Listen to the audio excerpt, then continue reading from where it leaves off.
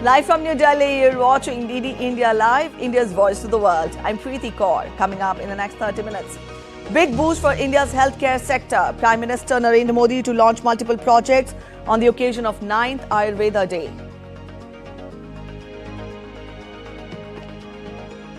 Deadly firecracker explosion in India's southern state of Kerala during a temple festival. Over 150 people injured, 8 critical. Israel bans the United Nations Agency for Palestinian Refugees from operating on its territory. US and other allies express concern. US says North Korea has entered Ukraine conflict by sending 10,000 troops to Russia. US decides not to impose new limits on Ukraine's use of arms. Anxiety grips the US as campaigning for the general elections enters final week. Trump and Harris focus on pivotal battleground states that may decide the race for the White House.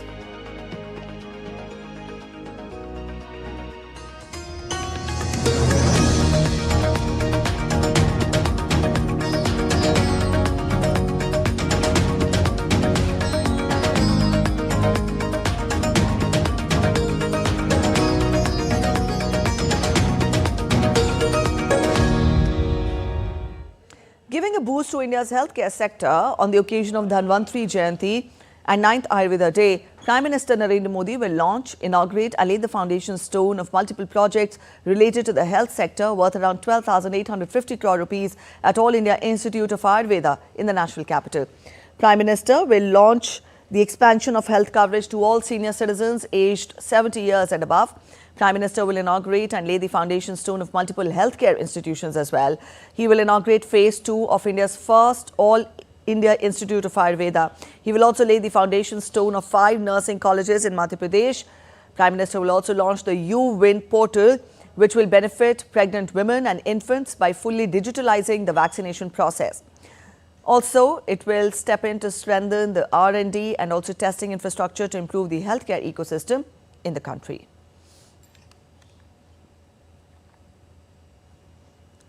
India's Prime Minister Narendra Modi distributed more than 51,000 appointment letters to newly appointed youth in government departments and organizations. Rozgar Mela or Employment Fair highlights Prime Minister's commitment to prioritizing employment generation. It empowers the youth by providing them with meaningful opportunities to contribute to nation building. Newly appointed recruits will have the opportunity to undertake foundational training through Karma Yogi Prarambh, an online module available on the I Got Karma Yogi portal. Over 1,400 e-learning courses are available which will equip the recruits with essential skills to serve in their roles effectively and also work towards building a Viksit Bharat or developed India. Prime Minister said Rozgar Mela is a step towards the fulfillment of the commitment of the Prime Minister to accord the highest priority to employment generation in the country.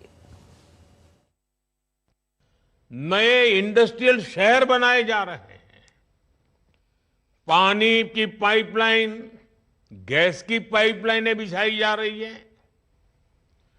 बड़ी संख्या में school, college, university खोले जा रहे हैं। Infrastructure पर पैसे खर्च कर सरकार लॉजिस्टिक्स की लागत कम करने की कोशिश कर रही है। इन सारे कामों से देश के लोगों को सुविधा तो मिल ही रही है, लेकिन साथ साथ करोड़ों की संख्या में रोजगार के भी नए मौके बन रहे हैं। Prime Minister also said that growth in Khadi sector also contributes to growth for various sections of the society. Khadi की बिक्री यूपीए की सरकार से 400% तक ज्यादा बढ़ गई है। जब कारोबार बढ़ रहा है तो इसका मतलब है कि इससे जुड़े कारीगरों, बुनकरों, व्यापारियों को भी बहुत बड़ा फायदा हो रहा है। इस क्षेत्र में नए लोगों को अवसर मिल रहे हैं। Over 150 people were severely injured in Virarkavu Anjutakabalam temple in Kerala. The incident took place during the Kalayattam Theyyam festival when firecracker collection meant for the festival caught fire from nearby sparks. The incident occurred at midnight and most of the injuries happened as the crowd tried to escape from the site. The true extent of the accident is yet to be unraveled while officials reach the site for further rescue efforts.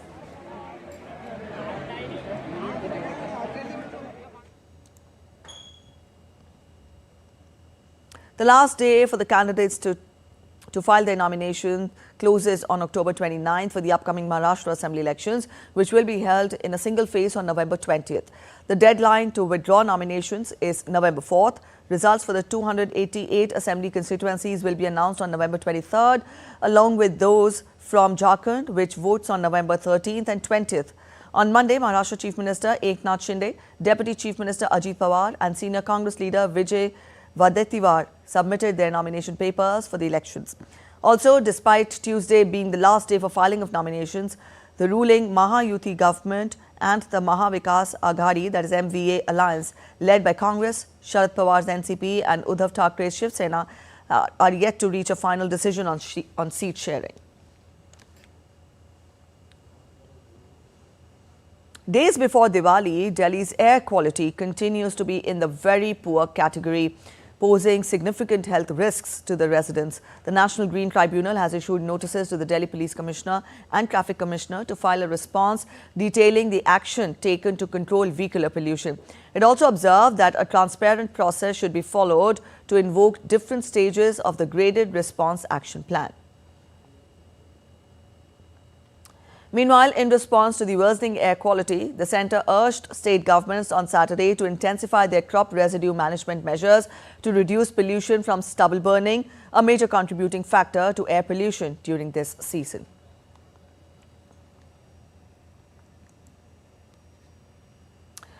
Let's get to other updates. We'll talk of US elections now, as both Republican and Democratic presidential nominees Donald Trump and Kamala Harris are in tight rope walk just a week before the November 5th polls. They are trying to reach out to new sections and consolidate the old ones.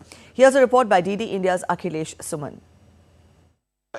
Towards President Trump. U.S. presidential Republican candidate Donald Trump on Monday reached out to faith-based leaders in New York. Engaging in a conversation with them, he said that it was religion that was holding the USA. He justified controversial remarks made by him and some of his associates in the Madison Square Garden rally in New York.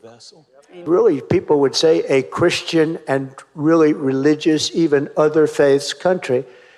And that seems to be heading in the wrong direction. And I think as that goes down, I think that our country goes down. I really do. I think this is a country that needs religion. It's like the glue that holds it together. Later, at a rally in Atlanta, Trump lambasted his opponents for belittling his anti-immigration proposals. The remarks at his Madison Square rally on Sunday about Puerto Ricans have been sharply criticized by a white section. On a damage control mode, Trump said that he is not a Nazi. And yet they use that word freely, both words. They use it, he's Hitler. And then they say, he's a Nazi. I'm not a Nazi. I'm the opposite of a Nazi. I don't know. While Trump and his associates' comments about immigrants may or may not be a part of a clear-cut strategy, it has certainly given ammunition to the opposition. Democratic nominee and US Vice President Kamala Harris came out heavily against comments, calling them divisive. I think last night Donald Trump's event in Madison Square Garden really highlighted a point that I've been making throughout this campaign. He is focused and actually fixated on his grievances, on himself, and on dividing our country. And it is not in any way something that will strengthen the American family, the American worker. It is nothing about what he is saying that is actually going to support the aspirations, the dreams, and the ambitions of the American people. Harris also addressed a rally in Michigan with factory workers of a semiconductor plant. She promised workers better facilities if she comes to power. There too, she attacked Trump for his garbage remarks. Just kind of diminishing who we are as America and talking down at people, talking about that we're the garbage can of the world. We're not. In a separate Michigan rally with his running mate Tim Walz in Ann Arbor, she said consequences of Donald Trump becoming the president will be brutal. I do believe Donald Trump to be an unserious man, but the consequences of him ever being president again are brutally serious. Brutally serious. Consider, on the topic we were just discussing, Donald Trump still refuses to acknowledge the pain and suffering he has caused. Harris and Trump are neck to neck in the polls of battleground states that will most certainly determine the winner in the US presidential poll. Akhilesh Suman's report for DD India. As Americans gear up to vote in the US presidential elections on November 5th, opinion polls and surveys reflect that Donald Trump and Kamala Harris are locked in a tight race. Their campaigns thus are focused more on electorally important swing states. While Trump campaigned in Georgia on Monday, Kamala Harris and her running mate Tim Walz held rallies in Michigan. DD India's correspondent Amritpal Singh reports from Pennsylvania, which is one of the key 7 swing states in this election. With just days left for the November 5th election, both Kamala Harris and Donald Trump are neck and neck in most of the swing states, especially in Pennsylvania, where I am right now.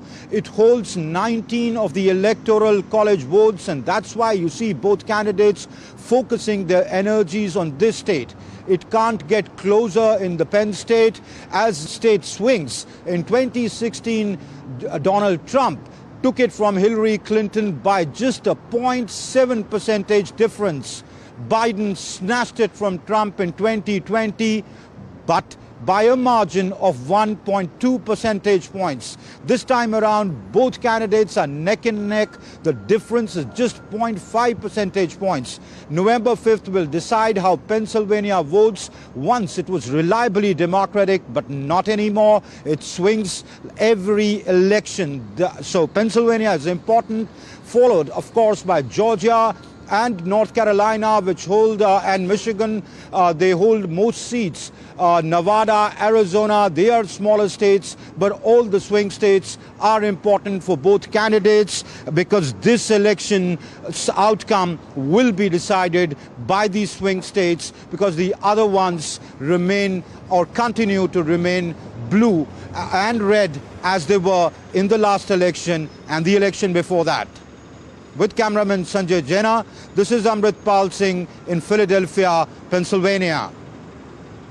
You're watching DD India Live. We're heading for a short break. But after the break, amidst calls by President to take to the streets, people in Georgia protest against the disputed election. Croatia to buy 50 Leopard tanks from Germany in swap for Ukraine.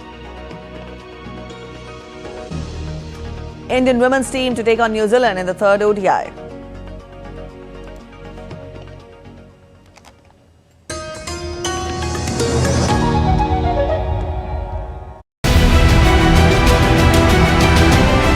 Who will be the next president of United States of America? Will Donald Trump make a dramatic comeback or will Kamala Harris become America's first woman president? It's a tight race to the White House. The knives are out and the battle lines sharply drawn. He's becoming increasingly unstable and unhinged. She's a threat to democracy because she shouldn't even be the candidate. I'm Amritpal Singh. I'm Shubhendu Ghosh. We travel across the United States To decode the issues at the heart of this polarized election. Watch this space only on DD India.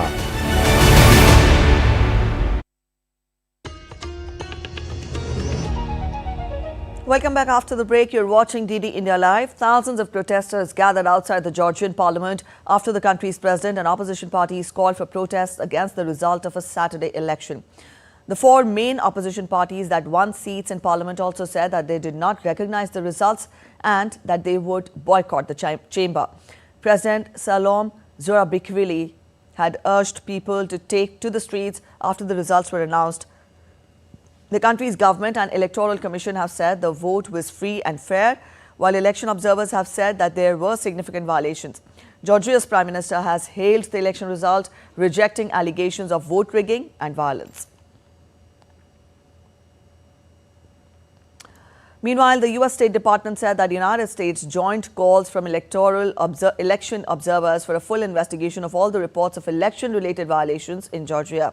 State Department spokesperson Matthew Miller said that Washington does not have a final assessment of the results, but did not rule out further consequences if the Georgian government's direction does not change.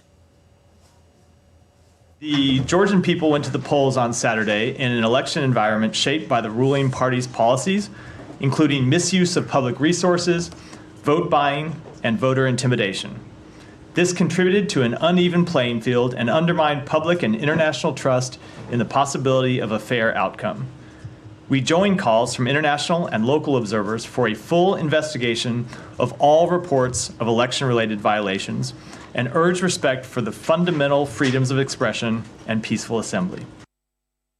As COP16 draws a record 23,000 registered delegates to Colombia, organizers report President Susanna Mohammed noted that complex discussions continue regarding how to achieve biodiversity targets. She also emphasized that increased contributions from developed countries could enhance efforts to meet development financing goals. There are some tensions that if we all manage to go one level below the conflicts and tensions that we are dealing with, I'm sure we will be able to reach solutions that will transcend the current situation. From there, the more direct participation of those who are the guardians of nature, who are on the front line of the biodiversity crisis, also begins to generate a more equitable dialogue in knowledge systems, which is fundamental to the protection of diversity. Y eso es fundamental para la protección de la biodiversidad. Israel passed a law on Monday banning the UN Palestinian Refugee Agency UNRWA from operating in the country. The lawmakers cited the involvement of some UNRWA staffers in the October 7, 2023 terrorist attack on southern Israel and for staffers having membership in Hamas and other armed groups. The ban, which enters into force in 90 days, would effectively prevent UNRWA from operating in Israel and also target its operations in East Jerusalem, where it currently provides some essential services such as cleaning, education and healthcare in certain neighborhoods. It is also feared that UNRWA employees in the West Bank could potentially face problems moving from one place to another, as well as assessing East Jerusalem or Israel, because they would lose their ability to coordinate with the Israeli authorities to cross the checkpoints. The same fears apply to visas delivered by the Israeli authorities. Israel has called repeatedly for UNRWA to be disbanded, with its responsibilities transferred to the other UN agencies. The UN said in August that 9 UNRWA staff members may have been involved in the October 7th assault and had been fired. Israeli lawmaker Sharon Haskell said that if UN is not willing to clean this organization from terrorism, then they have to take some measures. So this legislation is disconnecting the relationship between Israel and between this organization. They will not be able to facilitate their activities or their infrastructures or their headquarters in Israel.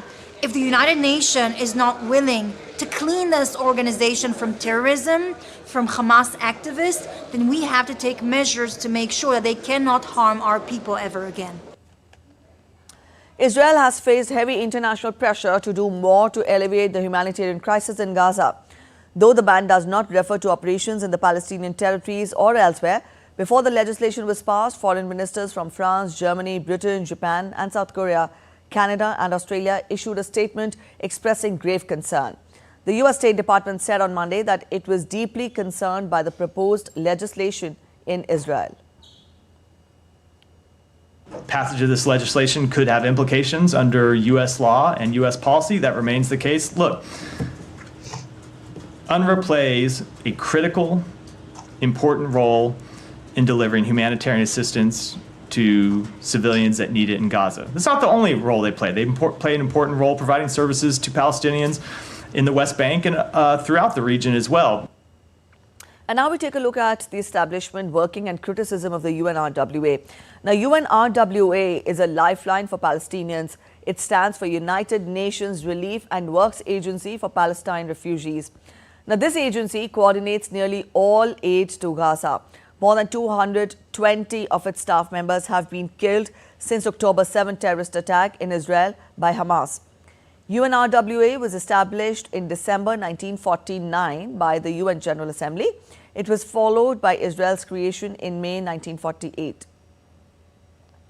Though it began operations on May 1st, 1950, it was tasked primarily with assisting 750,000 Palestinian refugees at that time. The UN Agency for Relief and Aid Work has direct service delivery model.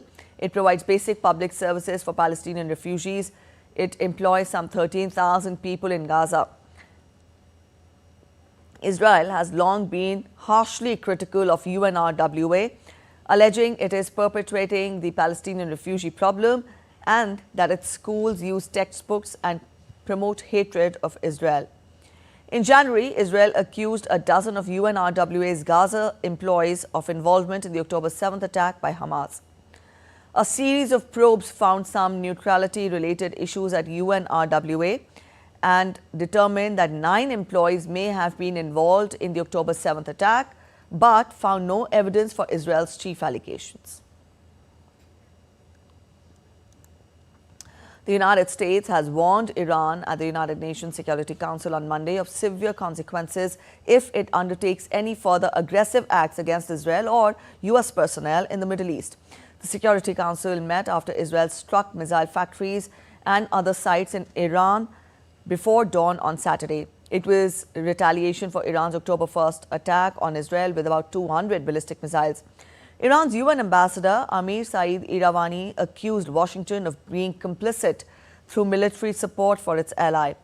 Israel's UN ambassador Danny Danon described Israel's strikes on Iran as measured and proportionate and said it would continue to defend itself.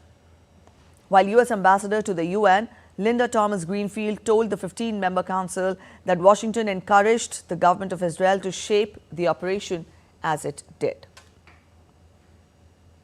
The United States did not participate in this military operation. Rather, we encouraged the government of Israel to shape the operation as it did. Again, a targeted, proportional, and direct response to degrade Iran's ability to threaten its neighbors, deter further attacks, and reduce the risk of further escalation. Today, the United States' message for Israel remains clear. We will always help secure its people and territory from Iran and its terrorist proxies and partners. Our message for Iran remains clear as well. Should it choose to undertake further aggressive acts against Israel or U.S. personnel in the region, there will be severe consequences. We will not hesitate to act in self-defense. Israeli Iron Dome defense system intercepted over 100 Hezbollah projectiles that were fired from Lebanon on Monday. White trails of smoke could be seen in the sky above the Israeli-Lebanese border as rockets flew overhead. An Israeli army spokesperson announced that approximately 115 projectiles fired by Hezbollah crossed from Lebanon into Israel. Meanwhile, Israel also continued to strike southern Lebanon. After nearly a year of exchanging fire across the border, Israel intensified its strike on southern Lebanon and beyond over the last month.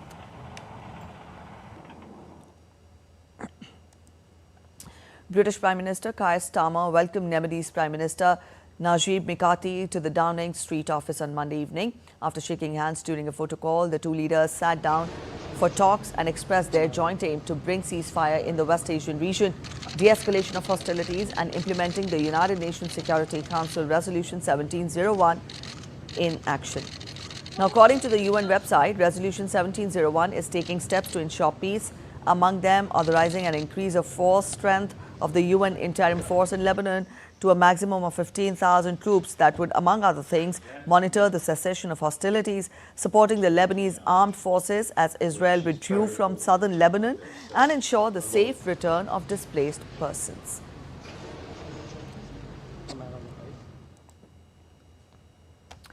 Let's get to updates on Russia-Ukraine crisis now. A Russian-guided bomb devastated Kharkiv's iconic Doordarshan building on Monday, a 1920s landmark and UNESCO-recognized site, killing 4 and injuring 6 people. Now, this followed an earlier bombing that wounded 13 and a rocket strike in nearby Chuhiv, injuring 8. In central A Russian missile hit a residential building, killing one person and injuring at least 11, sparking condemnation from President Zelensky, who urged global action to end the violence. Meanwhile, a drone attack killed a medic in Kherson, where 3 people also died on Sunday.